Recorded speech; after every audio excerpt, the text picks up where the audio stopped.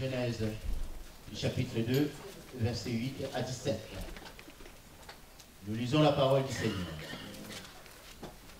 Puis l'Éternel, Dieu planta un jardin en Éden, du côté de l'Orient, et il y mit l'homme qu'il avait formé.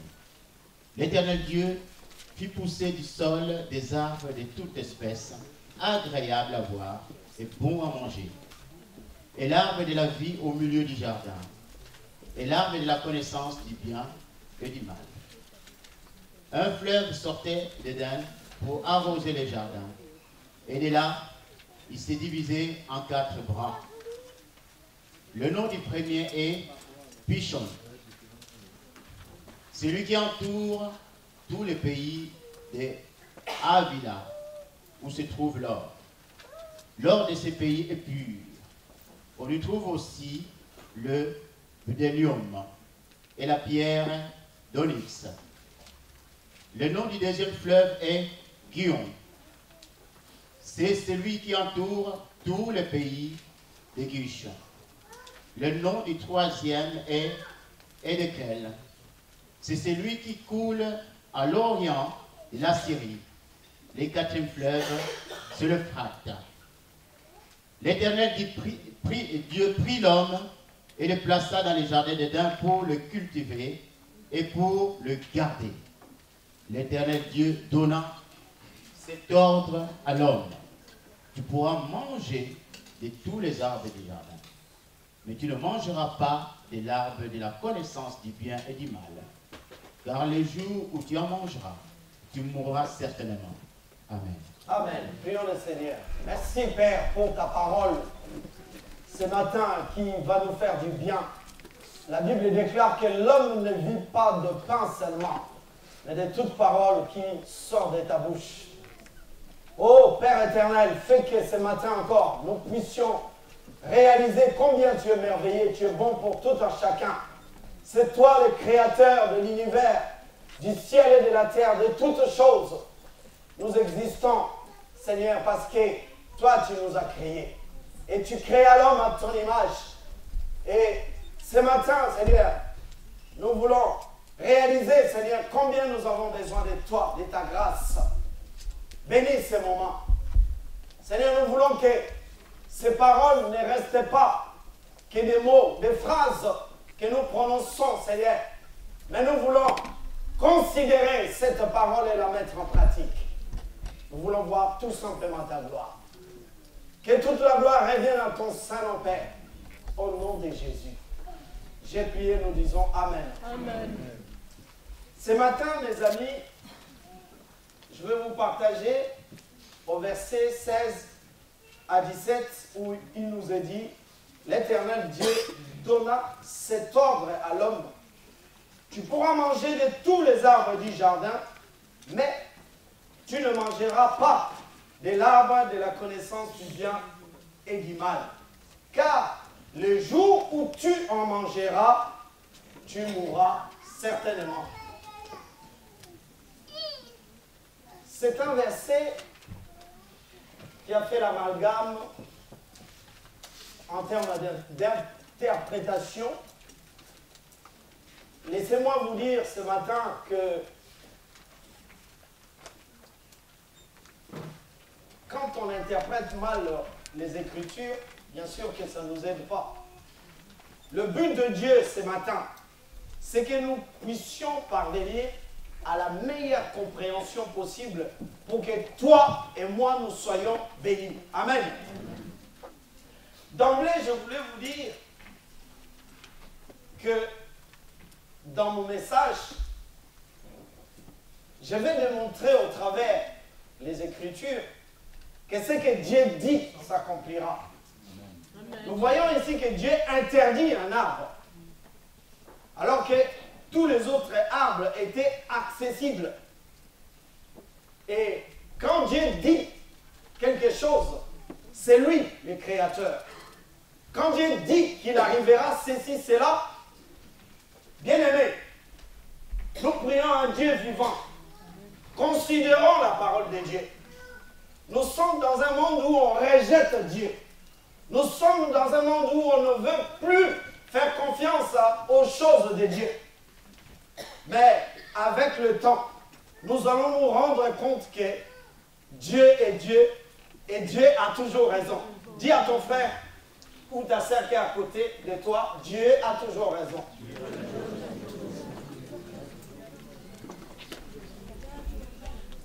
Bien aimé, pour aller rapidement, parce que j'aurais beaucoup de choses à dire, Adam et Ève n'avaient pas mangé la pomme.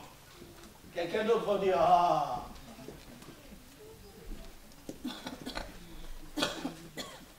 Adam et Ève, c'est pas forcément parce qu'ils se sont vus nus que forcément, parce qu'ils ont eu une relation sexuelle. C'est pour ça qu'ils sont péchés devant Dieu. C'est pour ça qu'ils ont péché devant Dieu.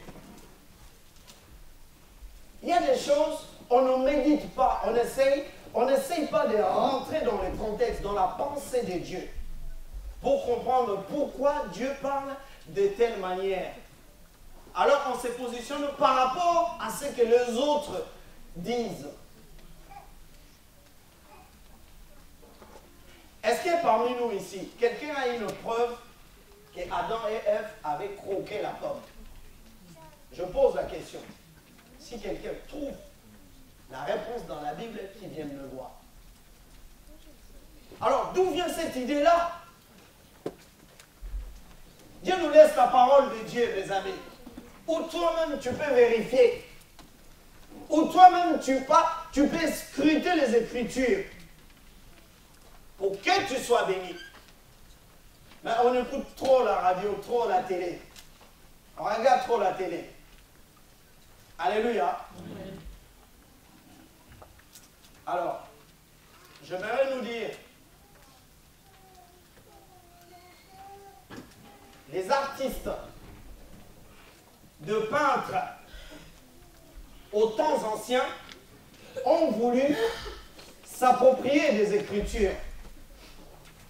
Alléluia. Amen. Pour représenter certains textes bibliques. Alors, ils ont des idées.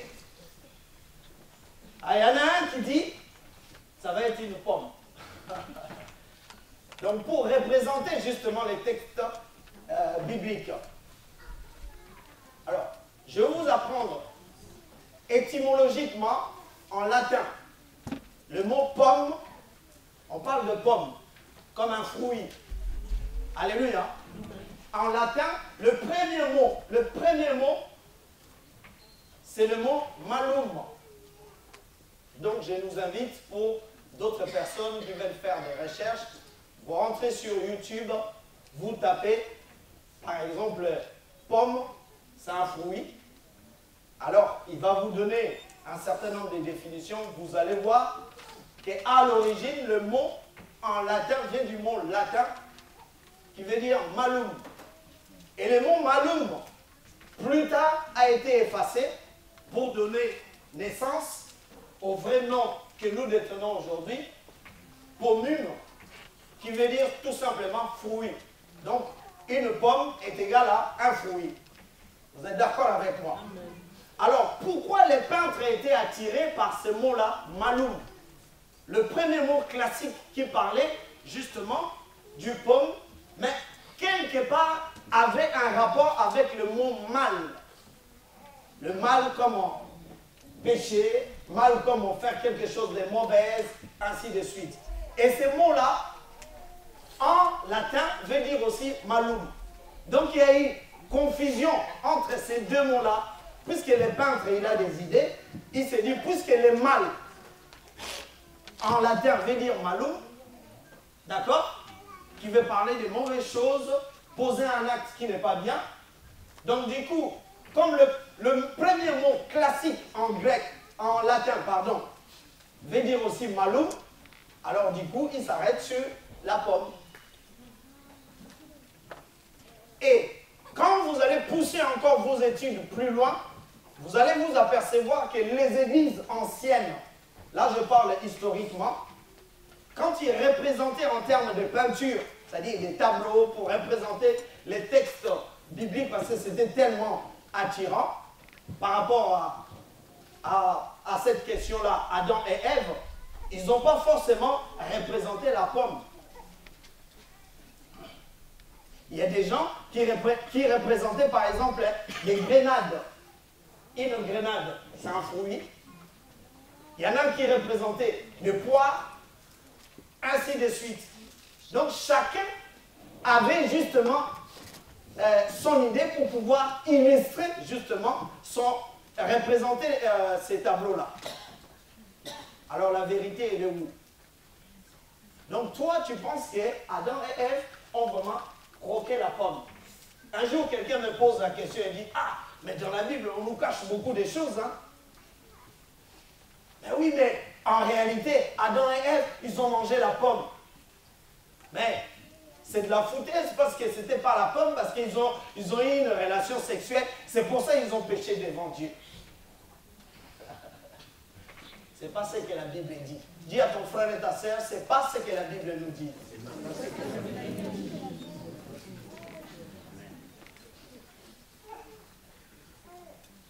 Est-ce que quelqu'un comprend quelque chose ici? L'arbre de la connaissance du bien et du mal ne veut pas dire forcément les sexes. Alléluia. Amen. Je veux que tu sois éclairé ce matin pour que tu comprennes la parole de Dieu et c'est là que tu seras béni. On va lire dans 1 Roi chapitre 3 verset 9 rapidement. 1 Roi chapitre 3 verset 9. 1 Roi chapitre 3 verset 9. Nous lisons la parole du Seigneur bien-aimé. Accorde donc à ton serviteur un cœur intelligent pour juger ton peuple, pour discerner le bien et le mal. Amen. Amen. Alléluia. Amen. Pour discerner le bien et le mal. Est-ce que ici la Bible nous parle d'une relation sexuelle? Non. C'est bien une connaissance qui permet à l'homme de faire la part des choses en termes de bien ou en termes de mal. Ce n'est pas forcément une relation sexuelle. Est-ce que vous comprenez les Écritures? Ici, le roi David, le roi Salomon est en train de demander à Dieu la sagesse. Il doit juger le peuple de Dieu. Il dit, Seigneur, donne-moi la sagesse, que je discerne ce qui est bien et ce qui ne l'est pas. Donc, ce n'est pas forcément la relation sexuelle. Dieu nous a permis d'avoir une relation sexuelle. Dis à ton frère et ta sœur, une relation sexuelle, selon la volonté de Dieu, peut être une bénédiction. Dis à ton frère et ta sœur, c'est une bénédiction, ce n'est pas un péché.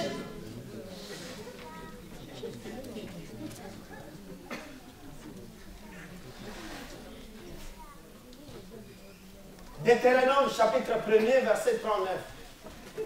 Papa, on va aller rapidement. Deutéronome chapitre 1er verset 39. Nous lisons la parole du Seigneur. Amen. Et vos petits-enfants dont vous avez dit, ils deviendront une proie. Et vos fils qui ne connaissent aujourd'hui ni le bien ni le mal, ce sont eux qui entreront. Ce sont à eux que je donnerai et ce sont eux qui les posséderont. Amen. Amen. Donc là, on s'aperçoit qu'il y a un état. Quand je dis état, ça dit dans un cycle. Un état d'adulte, état je suis enfant, et ainsi de suite. Donc, à un certain niveau, on n'a pas encore acquis la connaissance du bien et du mal. Nous, aujourd'hui, au jour d'aujourd'hui, nous lisons la parole de Dieu, nous savons en termes d'interdit ce que Dieu aime, ce qu'il n'aime pas. Donc nous connaissons les biens et les mal. Mais quand vous prenez un enfant comme par exemple Sarah ou Naomi, elle n'a pas une notion de la connaissance du bien et du mal. Ça n'a rien à voir avec les sexes, voyons. Ça n'a rien à voir avec une pomme. Ça n'a rien à voir avec quoi que ce soit. Tout simplement, l'enfant n'a pas l'âge de la maturité pour discerner ce qui est bien et ce qui ne l'est pas. Et c'est le cas dans Genèse où Dieu plaça l'homme Mais la Bible dit, mes amis, qu'il y avait 2 arbres au milieu du jardin et nous allons les lire. Genèse chapitre 2, verset 9. C'est très important.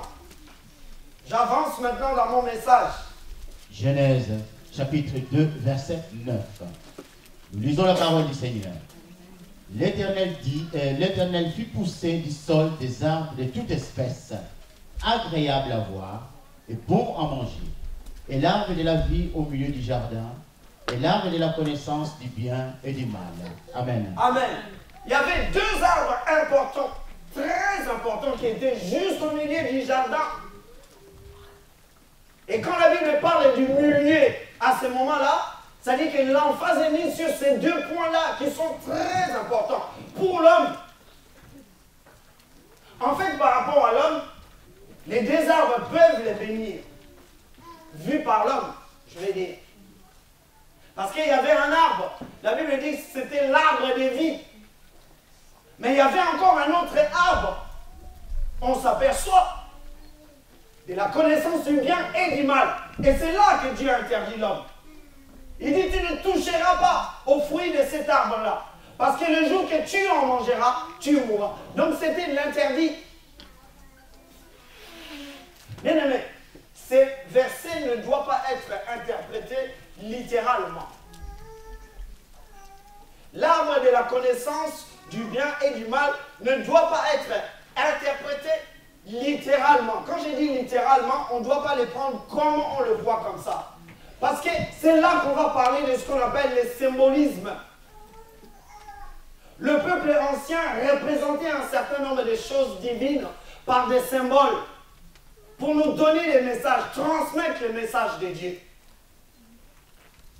Si tu le prends littéralement, tu es perdu. Tu peux l'attribuer à une pomme, tu peux dire que c'était le sexe, tu peux dire que c'était ceci, cela, tu peux dire que c'était une poire, tu peux dire que c'était une grenade, alors que ça n'était pas un. Puisque la pensée de Dieu, il faut avoir l'esprit de Dieu pour sonder le cœur de Dieu et connaître la vraie pensée de Dieu. Si tel n'est pas la démarche, on va interpréter les Écritures comme ça nous arrange. Mais ce n'est pas le but de Dieu. Le but de Dieu, c'est que tu comprennes la parole et que la parole te bénisse. Alléluia, peuple de Dieu. L'arbre de la vie était là, juste au milieu. C'est-à-dire que l'homme avait accès à tous les arbres. Dieu lui dit, tu as accès à tous les arbres. Mais il y a un seul arbre qui est au milieu du jardin, qui donne la connaissance du bien et du mal. Cet arbre-là, le fruit, tu n'en mangeras pas. Le jour que tu en mangeras, tu mourras. Il ne faut pas les prendre littéral. Prendre le fruit comme ça, tu es en train de manger. Je vais vous expliquer bien, pour que quand vous allez sortir, que vous soyez bénis et que vous dites que Dieu est vraiment merveilleux. Alléluia, peuple de Dieu. Alors, je parlais du symbolisme. Quand je parle du symbolisme, il y a un autre mot qui lui est un petit peu en parallèle, les mots signes. Aujourd'hui, pour comprendre le symbolisme, je vais donner la définition. Quand je parle d'un signe, en français on dit il n'y a pas de fumée sans feu. Donc quand je vois la fumée, c'est les signes qui démontrent bien qu'il y a le feu quelque part. Vous êtes d'accord avec moi? Ça c'est un signe, ça m'interpelle tout de suite. Quand je vois le ciel qui est gris, je dis, ah, il va tomber, il y aura la pluie. Ça, c'est un signe. Ça me parle. Dans mon environnement, ça me parle. Mais tout ce qui est symbolisme, ça se rapproche un peu, mais c'est hausse. C'est-à-dire que ça a une connotation supérieure au signe. Et le peuple ancien utilisait beaucoup de symboles pour illustrer des messages. Donc, je vais vous donner la définition. Un symbole est un élément du monde d'en bas qui renvoie à un élément du monde d'en haut. Quand on observe par exemple un arbre, on constate qu'il est constitué d'un tronc et des branches. Alléluia. J'ai donné la définition d'un symbole. Un symbole, c'est un élément, d'accord, qui... Un un élément du monde d'en bas qui renvoie à un élément du monde d'en haut. Bon, maintenant, on nous parle d'un arbre. Qu'est-ce que nous pouvons discerner, comprendre comme, par exemple, symbole là-dessus? Parce qu'on dit qu'un arbre qui donne la vie.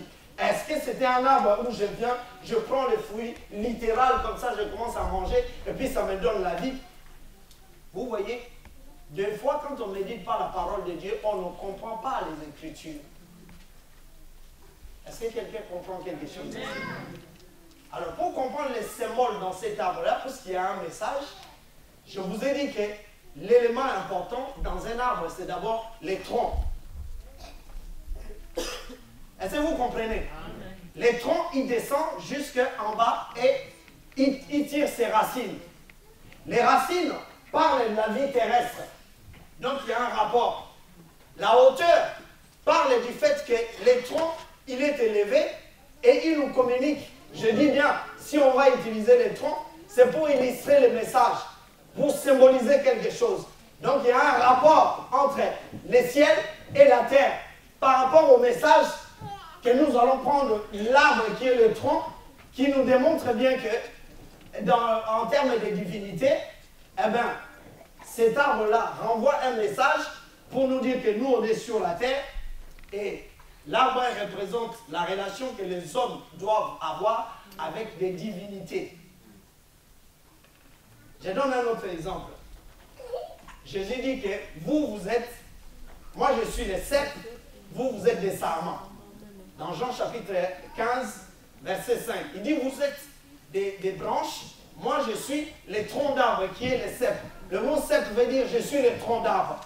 Celui qui s'attache à moi, celui-là va avoir beaucoup de bénédictions, il va vivre. Pourquoi? Parce que le tronc d'arbre, c'est celui qui a des racines et c'est celui qui dispatche les sèves, c'est-à-dire la nourriture de l'arbre dépend du tronc d'arbre.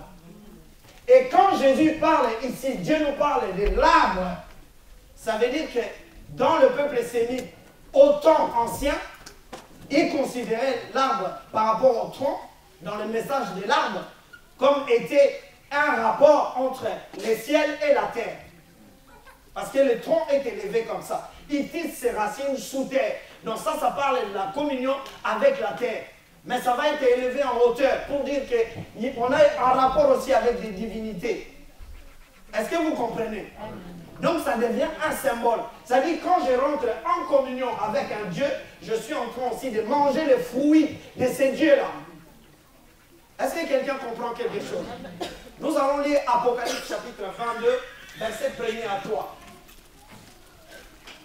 On reste dans les symboles de l'arbre. Et je vais démontrer que l'arbre de vie, c'est Yeshua Mashiach. Amen. Apocalypse chapitre 22, verset 1er à 3. Nous lisons la parole du Seigneur. Et il me montra un fleuve d'eau de la vie, limpide comme du cristal, qui sortait du trône de Dieu et de l'agneau. Au milieu de la place de la ville, et sur les deux bords du fleuve, il y avait un arbre de vie, produisant 12 fois de fruits, rendant son fruit chaque mois, et dont les feuilles servaient à la guérison des nations. Il n'y aura plus d'anathème. Le trône de Dieu et de l'agneau sera dans la ville. Ses serviteurs les serviront et verront sa face. Amen. Amen. Alléluia, peuple de Dieu. Amen. Donc, ce qui est symbolique, nous voyons bien ici que la bénédiction qui découle ou de l'eau qui va dispatcher la bénédiction. Là, on parle des temps eschatologiques, au temps de la fin. Là, on est dans les livres de l'Apocalypse. Ça veut dire que les gens qui vont accepter Jésus, qui vont rentrer dans sa gloire, qui vont rentrer dans le millénium, voici les bénédictions qui vont les accompagner. Il y aura un arbre de vie. Cet arbre-là va se découler par rapport à Dieu lui-même. C'est marqué, l'agneau qui était là. Donc l'arbre de vie, c'est Yeshua lui-même qui donne la vie. L'arbre de vie, c'est un homme, c'est une personne dans le Seigneur Jésus-Christ de Nazareth. Et dans Apocalypse, la Bible est en train de nous dire que cet arbre-là va donner la vie à tout le monde. Donc les messages, il faut les comprendre symboliquement. Tu ne peux pas l'interpréter littéralement. Parce que c'est le fruit que je suis, je ne sais pas que je suis en train de manger comme ça. Mais c'est parce que je suis en communion avec tel ou tel Dieu que je mange de ces fruits. Et c'est en rapport de cette relation que moi je reçois la vie. Est-ce qu'aujourd'hui, quel fruit tu manges pour hériter la vie éternelle en Jésus-Christ? Si ce n'est pas la relation que tu es en Christ, c'est parce que tu es en Christ, parce que tu te nourris de la parole de Dieu, parce que tu as une relation avec Dieu, que tu manges le fruit de Dieu. Est-ce que quelqu'un comprend quelque chose ici? Bien aimé, je vais te dire quelque chose dans Apocalypse. La Bible nous dit que cet arbre-là avait porté 12 fruits. Papa Marco, tu peux nous relire le verset? Amen. Apocalypse chapitre 2. 22, pardon. Au verset 2. Au milieu de la place de la ville et sur les deux bords du fleuve, il y avait un arbre de vie produisant 12 fois des fruits, rendant son fruit chaque mois, et dont le feuille servait à la guérison des nations. Amen. Alléluia, peuple de Dieu. Est-ce que quelqu'un a vu quelque chose là? La Bible dit cet arbre-là, chaque mois donnait des fruits, 12 fruits. Bien aimé, dans le mois, nous avons combien de... Dans l'année, nous avons combien de mois? Nous avons 12 mois. Laisse-moi te dire qu'au temps d'Apocalypse, à la fin du temps de l'Apocalypse, Dieu nous promet une bénédiction éternelle. Pourquoi? Les 12 ici représentent les 12 mois. Chaque mois, je suis béni. Dis à ton frère et ta soeur, chaque mois, j'ai une bénédiction de la part de Dieu. Et un an est égal à 12 mois. Donc chaque mois, je suis béni par Yeshua Mashiach. Parce que je suis en relation avec lui. Et quand on attaque encore une autre année, et rebelote, on répare encore sur 12 mois, je suis encore béni et je serai béni de toute éternité parce que je suis en Christ.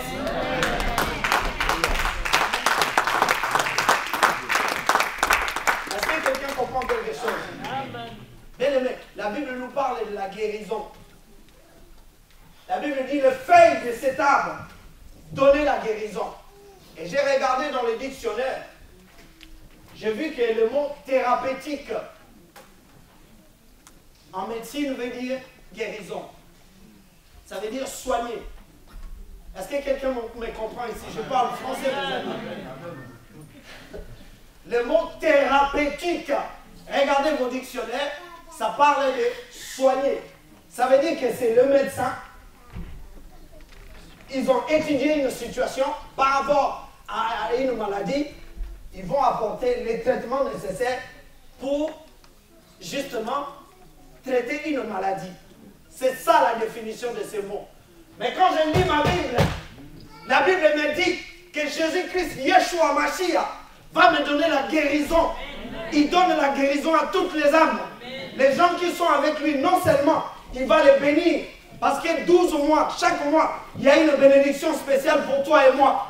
Mais Dieu me dit, je te guérirai. J'ai une guérison pour toi. Chaque année, à chaque instant, quand j'approche Jésus, je suis guéri. Si quelqu'un est malade ici, qui considère que l'arbre de vie, c'est Yeshua Mashiach, et Dieu nous donne la guérison. Guérison parce que j'ai des problèmes peut-être spirituels, et j'ai besoin d'être guéri. Celui qui connaît mon âme, c'est Yeshua lui-même.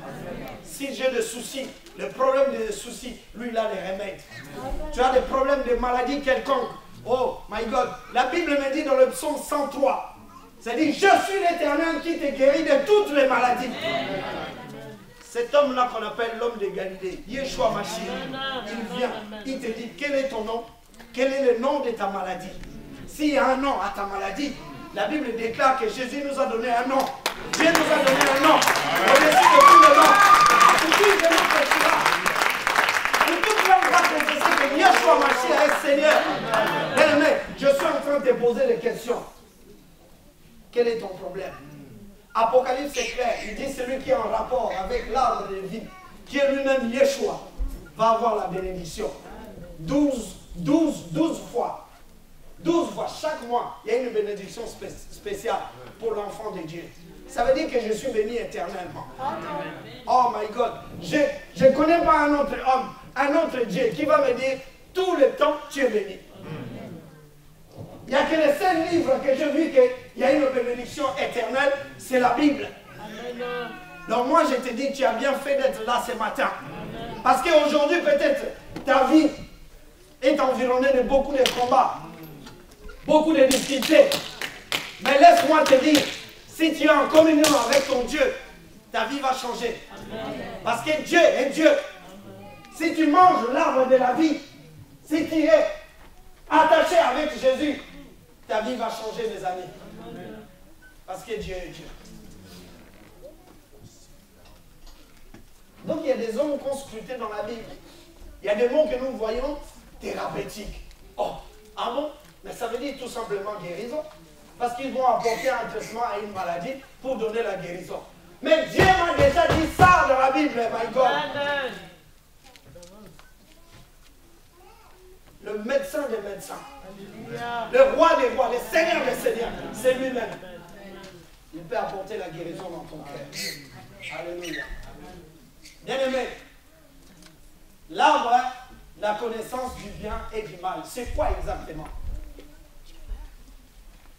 Je nous invite à lire Genèse chapitre 2, versets 15 à 17. Genèse chapitre 2, versets 15 à 17. Nous lisons la parole du Seigneur. L'Éternel dit, l'Éternel prit l'homme et le plaça dans les jardins d'Éden pour le cultiver et pour le garder. L'Éternel Dieu donna cet ordre à l'homme, tu pourras manger de tous les arbres du jardin, mais tu ne mangeras pas de l'arbre de la connaissance du mal, du bien et du mal. Car le jour où tu en mangeras, tu mourras certainement. Amen. Amen. Bien-aimés, ici, nous avons face à une situation d'interdiction. Il y a le mot interdit. Dieu dit, je t'interdis. L'homme n'aime pas tout ce qui est interdit. J'ai envie, avant d'expliquer vraiment qu'est-ce que c'est l'arbre de la connaissance du bien et du mal, j'ai envie de te dire que c'est Dieu qui a interdit à l'homme et la femme de ne pas approcher cet arbre-là qui donne la connaissance du bien et du mal.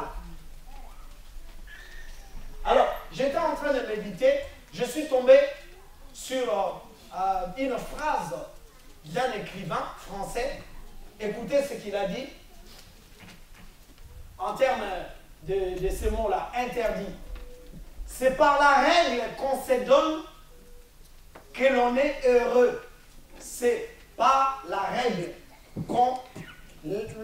que l'on se donne, que l'on est heureux. Et il parlait le fait de consentir librement à l'interdit. Bien aimé, je suis en train de vous parler de la pensée occidentale qui est liée à ce qu'on appelle la démocratie. La naissance de la démocratie, selon cet écrivain, c'est parce que l'environnement va être régi d'un certain nombre de lois. Mais ces lois-là, puisque je fais partie de cet environnement, si une loi a été votée pour que moi je sois bien, je dois consentir ça dans mon cœur. Je dois accepter cette règle-là. Je dois accepter cette loi-là. Pourquoi? Parce que ça va changer d'abord mon environnement. Ça va changer notre façon de vivre. Et cette loi n'est pas donnée que je vais vivre par mon ego pour dire oui, je ne suis pas d'accord. Donc vous comprenez, le mot interdit, lui il développe ça. Il dit, dans le mot interdit, on peut soutirer encore deux autres mots. Inter, trait d'union, et dit. Interdit, qui veut dire interdit de l'autre côté, mais est égal à interdit. Est-ce que vous comprenez? L'expression interdit, il n'y a pas longtemps, je vous avais parlé des interactions. Vous connaissez le mot interaction. Ça veut dire échange des idées. Interdit parle d'une relation mutuelle. C'est-à-dire que par rapport à ce qui est interdit, est-ce qu'on est d'accord pour consentir qu'on doit respecter cette règle-là? L'expression interdit veut dire ça. On interdit ça. C'est une règle. Est-ce que je consens aussi pour ce que je vis avec toi? Est-ce qu'on est d'accord? comprenez l'expression? Donc si on n'est pas d'accord, on ne pourra jamais être d'accord. On ne pourra jamais fonctionner ensemble. Parce que dans l'interdit, il y a des intérêts. Dieu interdit à l'homme de ne pas manger l'arbre qui donne la connaissance du bien et du mal. Mais maintenant, il y a un dialogue. Il y a l'homme qui observe la loi de Dieu. Il y a une relation en termes de ce qui a été interdit. Donc, maintenant, où est l'interdit? Ça veut dire la relation, les consentements dans le sens où, puisque Dieu interdit, quel est mon intérêt? Si je fais ce que Dieu me demande, je suis béni. Amen. Alors donc, j'adopte cette règle-là. J'adopte cette loi-là. Est-ce que vous comprenez? Amen. Bien aimé, le péché d'Adam et Ève commence par cette expression de l'interdit, interdit. Parce que, premièrement, c'est Ève qui avait brisé cette relation mutuelle.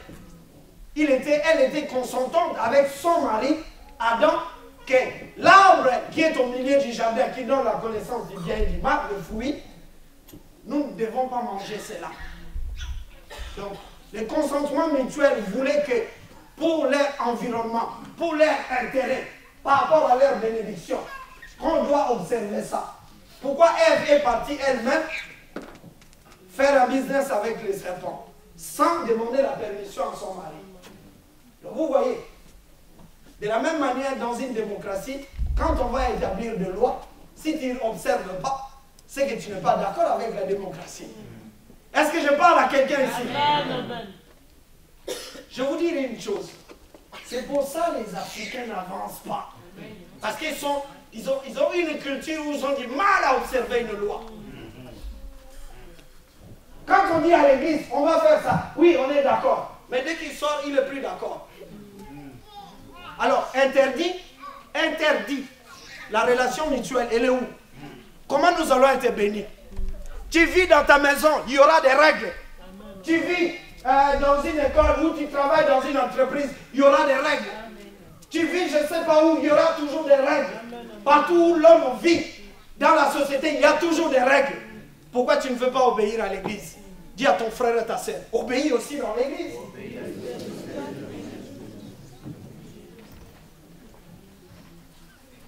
Bien aimé, j'ai parlé avec une sœur. Je lui ai dit, ma sœur, aujourd'hui on paraît un peu jeune. Mais quand j'observe la parole de Dieu, la montre tourne. Quand j'observe la parole de Dieu, la Bible dit que l'homme quittera son père, s'attachera avec sa femme. Les deux deviendront une seule chair.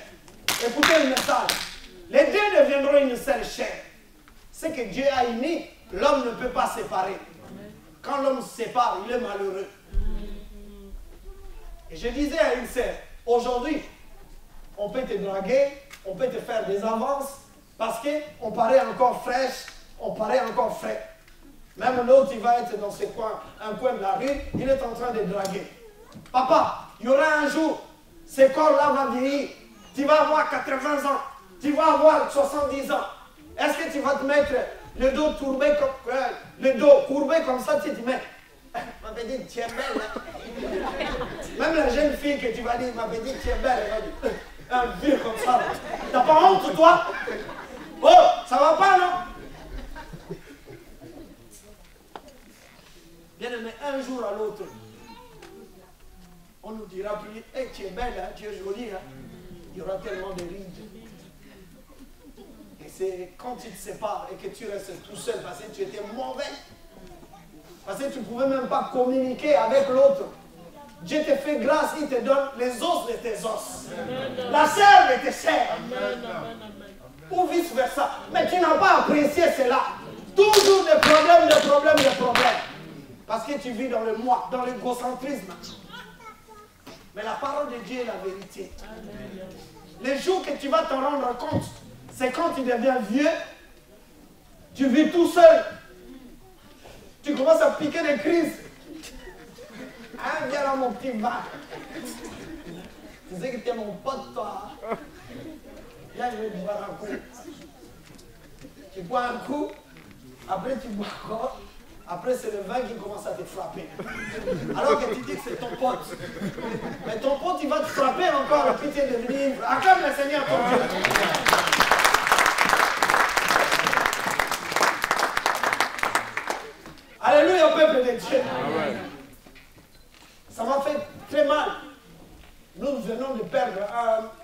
compatriote, ici à Caen, il est mort.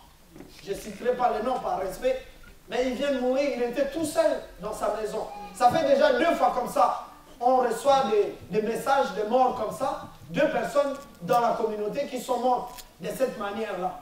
Seuls, pas de femmes, il n'y a personne, marre de la vie, de tout l'ensemble des choses. On ne sait pas pourquoi il est mort, mais en tout cas, ça faisait 3 ou 4 jours déjà, son corps commençait à se décomposer. Et c'est son chien qui commençait à aboyer tout et tout. Ça a interpellé le voisin et ils sont venus, ils l'ont ramené à la morgue. Vous voyez, mais s'il y avait quelqu'un à côté de lui, si tu communiquais bien avec quelqu'un d'autre, c'est ce que je suis en train de vous dire, interdit, oui.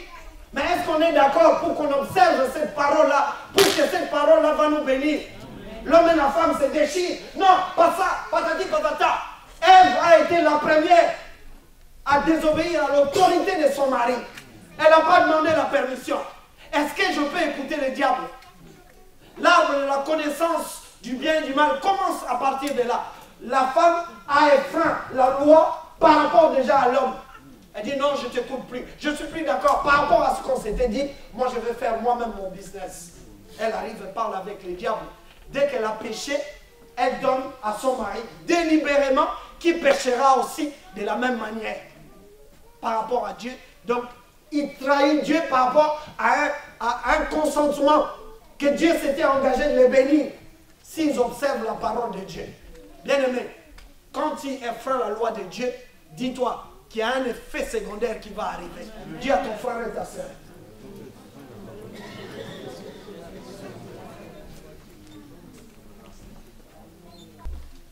Genèse 3, verset 1er à 8. Genèse chapitre 3, verset 1er à 8. Nous lisons la parole du Seigneur. Nous sommes en train d'expliquer toujours l'arbre de la connaissance du bien et du mal. Amen. Les serpents étaient le plus rusé de tous les animaux des champs que l'Éternel Dieu avait fait. Il dit à la femme, Dieu a-t-il réellement dit, vous ne mangerez pas de tous les arbres du jardin? La femme répondit au serpent, nous mangeons du fruit des arbres du jardin. Mais quant au fruit de l'arbre qui est au milieu du jardin, Dieu a dit, vous n'en mangerez point et vous n'y toucherez point, de peur que vous ne mouriez. Alors le serpent dit à la femme, vous ne mourrez point, mais Dieu sait que le jour où vous mangerez, où vous en mangerez, vos yeux s'ouvriront, et que vous serez comme Dieu, connaissant les biens et les mal. La femme vit que l'arbre était bon à manger et agréable à la vue, et qu'il était précieux pour ouvrir l'intelligence. Elle prit de son fruit et en mangea. Elle en donna aussi à son mari qui était auprès d'elle, et il en mangea. Les yeux de l'un et de l'autre s'ouvrirent, ils connurent qu'ils étaient nus. Ayant cousu des feuilles de figuier, ils s'en firent des ceintures. Alors, Amen. Alléluia. L'arbre de la connaissance du bien et du mal. Quand ils sont rentrés dans le processus de la désobéissance pour approcher de plus en plus cet arbre-là, vous allez voir qu'il y a un mystère qui s'est produit. C'est pour ça qu'il ne faut pas interpréter l'arbre de le fruit littéralement. Je viens de vous dire. Au moment où il devait approcher cet arbre, il y a le diable qui vient se positionner devant juste cet arbre-là. Est-ce que vous me suivez là? Et quand le diable se positionne, la Bible au chapitre 3 commence à dire les serpents. On ne l'appelle pas le diable directement, on l'appelle les serpents. Mais laissez-moi vous dire, le mot serpent, dans la culture ancienne, les serpents étaient une divinité. C'est-à-dire que c'était une divinité qui donnait la vie. Pourquoi les serpents étaient considérés comme une divinité qui donnait la vie? À cause justement du fait qu'un serpent mue. Est-ce que vous comprenez le mot humu? Parce qu'il change, il change la peau. Et donc d'une façon spirituelle, le serpent a été élevé dans le cœur de beaucoup des anciens comme quelqu'un qui procure la vie. C'est un Dieu de vie. Quand vous regardez des trucs des pharmacies, vous allez voir les serpents des serpents.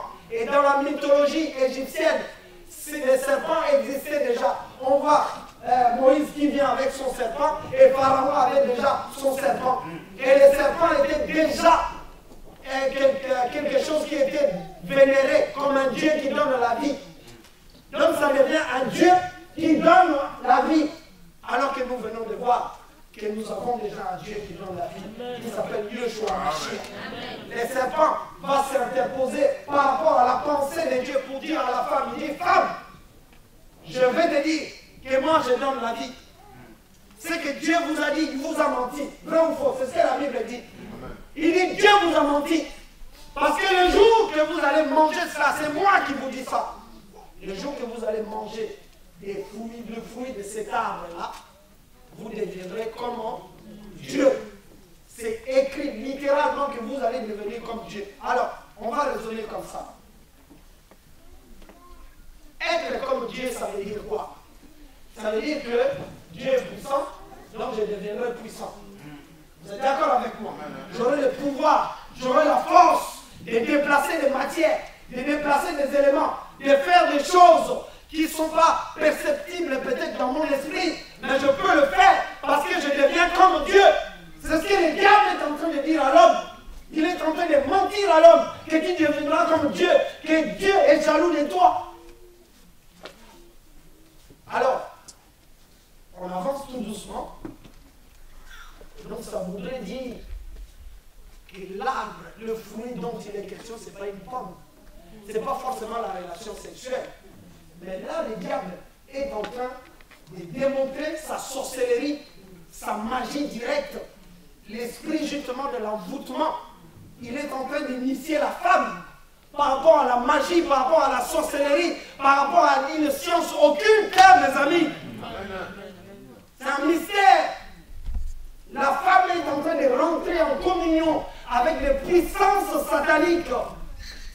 C'est pour ça que vous voyez, quand quelqu'un commence à pratiquer les sciences occultes, au départ, l'effet ne se fait pas voir directement, mais dès qu'il fait un pacte, quand vous voyez par exemple dans les loges maçonniques, dans des franc-maçonnerie, dans plusieurs sciences, par exemple les New Age, tout et tout, on fait des rites, on va t'initier, on va te faire des pactes, tout et tout, mais c'est au moment où tu es en train d'être initié que les puissances sataniques rentrent en toi et il y a une transformation mystique, que tu le veuilles ou non. Est-ce que vous comprenez ça? La Bible dit, les yeux de la femme et de l'homme, quand ils ont mangé le fruit, s'ouvrirent pour avoir l'intelligence de comprendre maintenant les biens et les mal.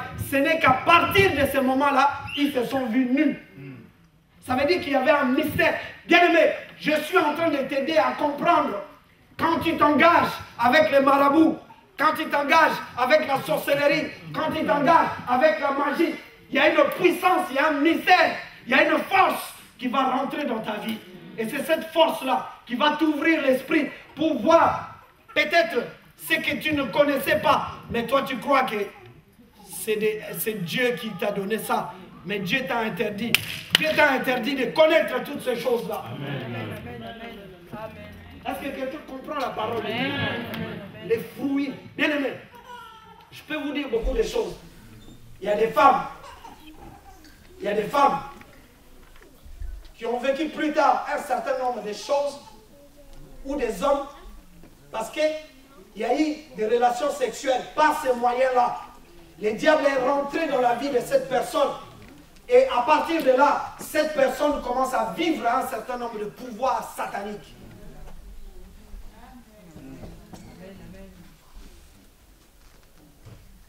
Il y a une sœur qui avait une relation un jour au pays avec un monsieur qui roulait comme ça dans une belle voiture. Il dit, ah, la jeune fille, tout ça, je vais te donner ceci, cela. Mais dès qu'ils ont eu des relations sexuelles, la vie de cette jeune fille-là a été bousillée à partir de ce jour-là. Là, on parle de sexe. Mes amis, Dieu nous a donné la relation sexuelle. Dieu voulait indiquer Adam et Ève, même qu'avant, puisqu'ils ne connaissaient pas qu'ils étaient nus, Parce qu'ils étaient encore considérés comme des bébés. Ils étaient dans un état de l'éducation. Dieu lui-même, l'arbre de connaissance du bien et du mal, on l'appelle bien du bien et du mal.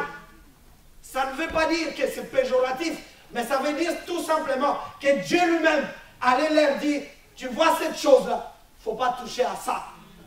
Puisqu'ils connaissaient les biens, Dieu pouvait leur dire, tu vois ça, ça c'est mauvais, ne touche pas à ça. Et l'arbre de la connaissance du bien, c'était un peu ça.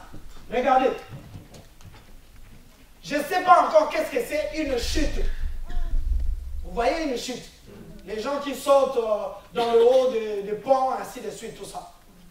Tu amènes quelqu'un qui n'a jamais expérimenté ça. Tu l'amènes en haut. D'accord? Tu lui dis, tu vois là, on est par exemple à 40 mètres de hauteur. C'est un exemple.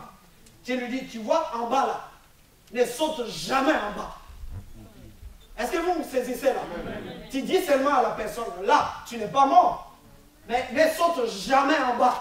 Les jours que tu vas sauter, ça sera ta fin. La personne n'a pas encore expérimenté ça. Adam était dans cet état d'esprit-là, connaissait les biens. Mais en même temps, il devait recevoir l'éducation de connaître les mal aussi. C'est ce que nous avons vu avec le roi Salomon, qui demandait à Dieu la faculté, la sagesse de connaître le bien et le mal. Est-ce que vous comprenez? Alors, si tant que je ne saute pas, je ne peux pas expérimenter les dangers, je ne peux pas expérimenter la puissance du danger de la mort, puisque je n'ai jamais sauté. Mais les jours que je saute, bam, dès que j'arrive en bas, je vais expérimenter la puissance de la mort. Et c'est de ça qu'il s'agissait. Ce n'est pas les fouiller au sens littéral comme ça. Mais c'est le diable qui s'est interposé puisqu'il représente le mal. Et il est venu pour dire, on vous a menti. Et là, le diable a joué son jeu. Dès qu'il leur a fait ouvrir les yeux, il les a initiés. La Bible dit, puisque le diable leur disait, quand vous allez manger cela, vous allez devenir comme Dieu. C'est une puissance satanique. Les gens qui pratiquent la sorcellerie pensent qu'ils sont devenus des dieux. Les gens qui pratiquent la magie, les sciences occultes, pensent qu'ils sont plus forts. Maçons, et ainsi de suite, tout ça, pensent que c'est eux qui contrôlent le monde. Mais un jour, ils vont se rendre compte que Dieu est au-dessus de toutes choses.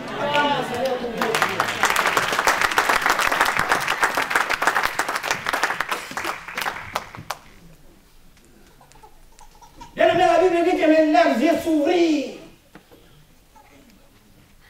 Est-ce que Dieu a peur? Je nous pose la question, est-ce que Dieu a peur de parler du sexe? Si Adam et Ève avaient réellement, à cause de la relation sexuelle, ça les a amenés à pécher devant Dieu, Dieu allait les dire, puisque c'est Dieu lui-même, bien avant cela, qui les a mis ensemble. Mais Dieu voulait les éduquer. Pourquoi je vous dis ça? Dieu voulait les éduquer pour pas qu'il y ait perversion aussi au niveau des actes sexuels. Parce que ce qu'on voit après, dans Sodome et Gomorrhe, c'est que Dieu nous a donné naturellement, eh bien on commence à pervertir les choses de Dieu, mes amis. C'est après que Adam et Ève ont corrompu leur foi, que la puissance du diable était en eux, qu'ils pouvaient maintenant voir, et ça aussi, parce que là c'est une autre intelligence. Vous pouvez aussi faire ça. Vous comprenez, on est des adultes. C'est la puissance satanique. C'est pour ça qu'ils se sont vus nus. Mais Dieu voulait leur éduquer pour leur dire, voilà comment on fait ça correctement. Est-ce qu'un chrétien aujourd'hui, Dieu l'éduque aussi dans la parole de Dieu. Dieu te dit ce que tu dois faire, ce que tu ne dois pas faire. Dis à ton frère et ta sœur, il y a des choses que tu dois faire, il y en a que tu ne dois pas faire.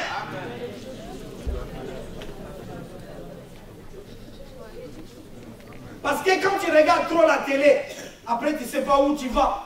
Il se passe tellement de choses. Les hommes avec les hommes. Est-ce qu'ils doivent faire ça? C'est le diable qui les a conduits à faire ces choses-là. Une femme avec une femme. Vincent Magdoum. Oui, c'est ça. My God! C'est les démons au nom de Jésus qui sont délivrés.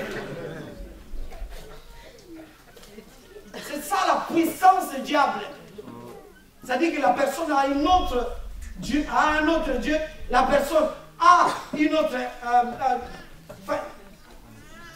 d'autres connaissances qui le poussent à faire des choses pensant que... Je vais vous apprendre une chose. S'il y a quelque chose que le diable aime beaucoup, c'est le sexe. Tous les gens qui ont fait un pacte avec le diable abusent des enfants, la pédophilie, beaucoup de choses. Tous ces gens-là, même qui se cachent derrière la parole de Dieu, ils sont dans l'occultisme, mes amis.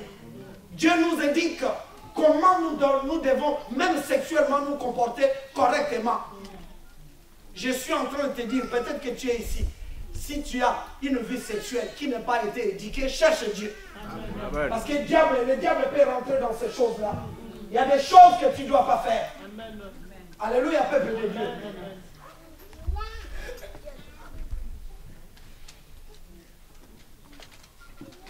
Ce que Dieu dit s'accomplira. J'avance rapidement. Alors, je me suis posé la question. Oh, mais j'ai dit, mais pourquoi Dieu a mis-il l'arbre de la connaissance du bien et du mal dans le jardin d'Éden? Dieu savait quand même que l'homme allait pécher. Dieu savait quand même que c'était risqué quand même pour l'homme. Mais pourquoi Dieu lui-même, il met l'arbre de vie, mais il met encore l'arbre de la connaissance du bien et du mal? Pourquoi Dieu a fait ça? Alléluia, peuple de Dieu. Mais laisse-moi te dire, toi qui es ce matin ici, que Dieu ne t'a pas créé comme un robot. Alléluia, peuple de Dieu. Dieu nous a créés avec un libre arbitre. C'est Dieu lui-même qui a permis à Satan de tenter Adam et Ève. Mais c'était pour voir quoi? Pour voir s'ils vont obéir ou désobéir. Aujourd'hui, toi et moi, nous sommes dans la même situation. La Bible dit, je mets devant vous les chemins de la vie et de la mort. Choisis la vie afin que tu vives. Parce que j'ai mon libre arbitre. Nous accusons Adam. Ah, pourquoi ils ont fait? Et toi, aujourd'hui, tu es Adam et Ève aussi. Dis à ton frère et ta sœur, tu es dans la même situation.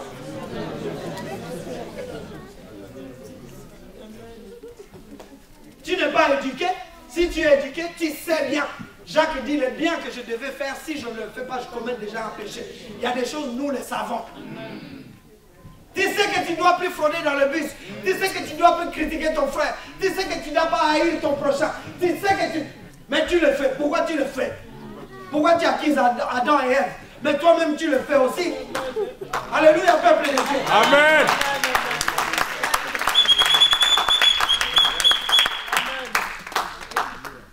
Tu sais que tu n'es pas encore marié, mais finalise ta situation. Amen.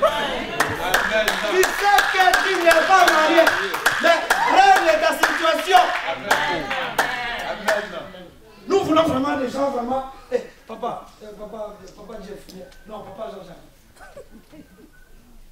Quand on chante, c'est bon les mariages. Nous voulons que vous venez comme ça là. Alléluia. On n'est pas des homos.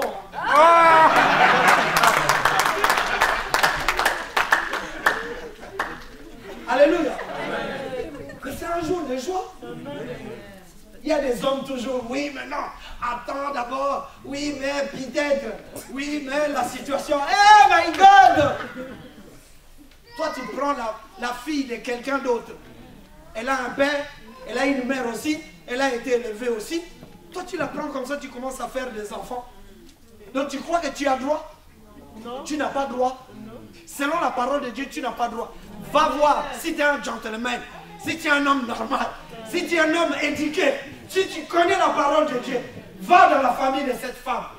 Demande la main. Dis à ses parents, je viens demander la main de votre fille. Amen. Parce que j'ai le moyen. Amen. Je vais prendre cette femme comme épouse. Amen. Là, on va te respecter. Amen. Toi, tu prends la femme, tu engrosses, première grossesse, au Betty Cara. Deuxième grossesse, Cara. Après, les choses continuent. C'est-à-dire que tu fais semblant. Première grossesse, ah, cet enfant, je vais l'appeler ceci, cela. Mais tu oublies que cet enfant-là, a été enfanté par une maman, par un papa, et il a une histoire, il a des tantes, il a des cousins, ainsi de suite. Après, quand toi, tu vas avoir des problèmes, tu vas incriminer l'oncle qui est au village. Peut-être qu'il y est pour rien dans la sorcellerie. Tu vas dire, oui, mon oncle, il est sorcier. Mais règle d'abord ton problème. Bien aimé, beaucoup de gens ici ne règlent pas d'abord leur situation par rapport à Dieu, mais ils accusent les oncles. Dis à ton frère et ta soeur, laisse ton oncle tranquille. Accomplis la parole de Dieu. Nous voulons des mariages ici, là. Nous voulons des bénédictions ici, là. Acclame le Seigneur pour Dieu.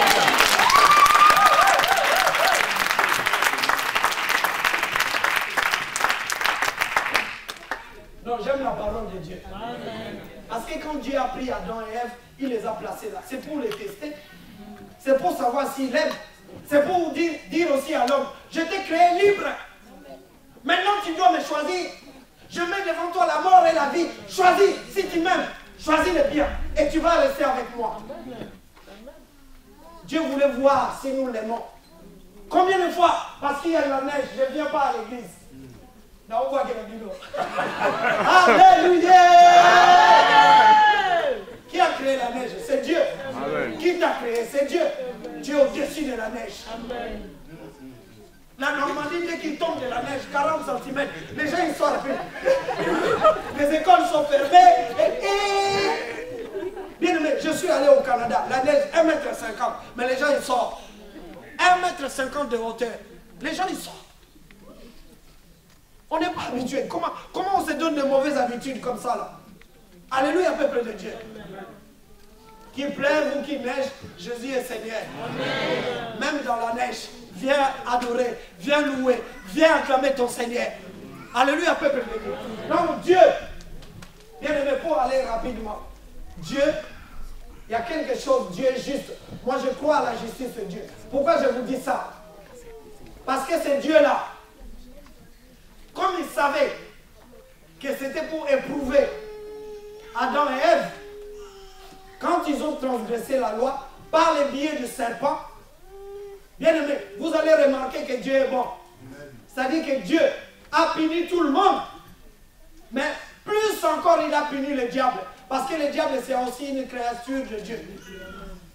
Mais pour que Dieu remette l'équilibre dans la situation, Dieu dit à l'homme, tu as fait ça d'accord, mais je t'aime tellement. Je te donne la possibilité de te repentir. Mais au diable, Dieu ne lui a pas donné la possibilité de se repentir. C'est pour ça, toi qui es là, dans tes difficultés, dans tes malheurs, tu vas peut-être dire que Dieu t'a oublié, que Dieu fait ceci, cela. Peut-être dans tes tentations, tu es tombé. Mais aujourd'hui, Dieu te dit, je t'aime. Parce que je te laisse la repentance pour que tu reviennes à moi. Parce que je t'aime. Je sais que le diable peut être pour cette situation. Mais je te dis, reviens. Parce que je te cherche encore. Quand Adam a tué, et quand Caïn a tué Abel, Dieu était en train de chercher justement Abel. Il dit à Caïn, Caïn, où est Abel? Tu l'as mis où? Où es-tu? Dieu cherche encore un homme. Dieu cherche encore une femme aujourd'hui. Où es-tu? Pourquoi tu te caches? Quand Adam a péché, il se cache. Pourquoi il s'est caché? Parce qu'il savait tout ce qu'on lui avait promis. Tu auras du pouvoir, tu auras du succès, tu auras des bénédictions, tu auras ceci, cela. Il se rend compte qu'il est nu. Il se rend compte qu'il est trahi. Il se rend compte qu'il est trompé. Il est désarmé. Il devient sous le contrôle du diable. Alors il se cache, il regrette. Est-ce que vous comprenez? Quand quelqu'un prend la magie, quand quelqu'un rentre dans la sorcellerie, quand quelqu'un commence à pratiquer des séances occultes, il y en a qui pensaient, même des compatriotes africains ici en France, ils pensaient que s'ils rentrent dans l'occultisme, ils vont devenir des directeurs, des banquiers, ainsi de suite. Ils se sont rendus compte, il reste que des petits messieurs. Alléluia, peuple de Dieu. Tromper sur tromper. Comment on dit ça? Amalé, malé d'aimer. Bien aimé, dis à ton frère, Amalé, malé d'aimer.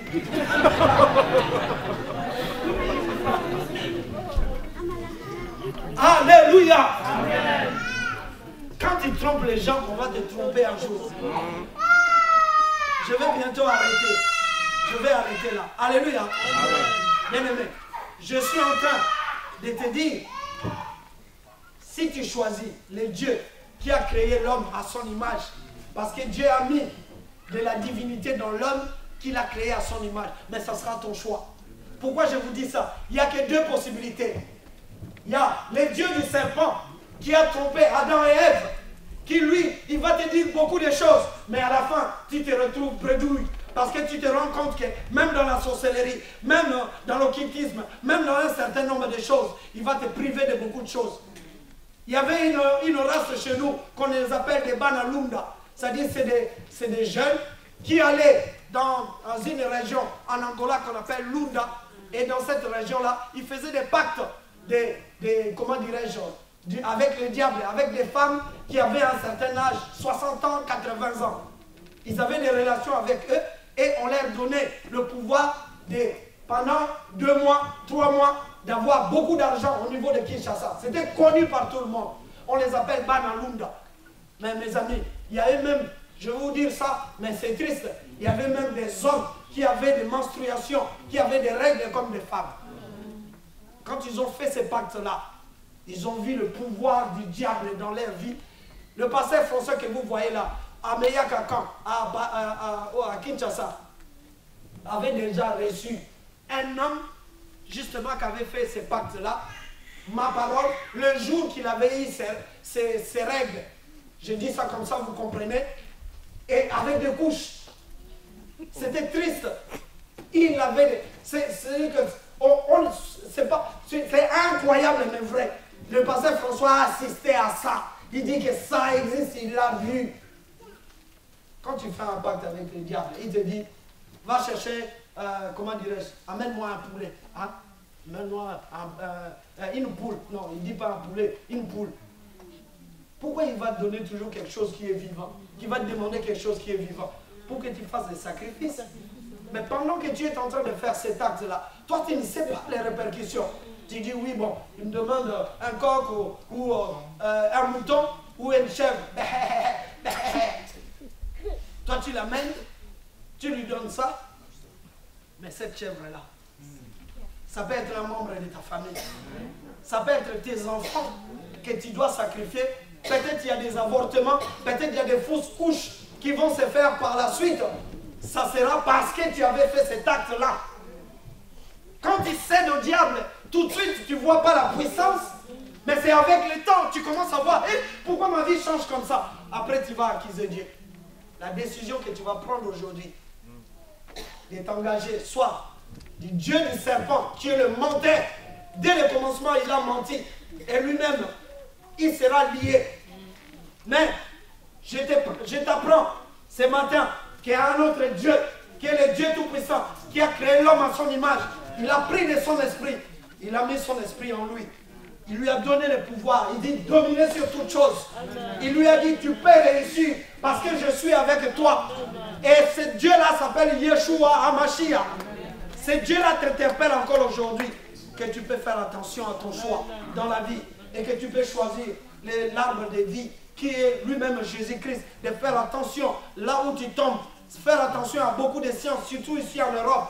Oh, j'ai fait le yoga. Oh, j'ai fait telle ou telle science. Mon frère, ma soeur, tu ne sais pas là où tu tombes. Un jour, tu vas commencer à voir des choses dans la rue. Je viens, un œil.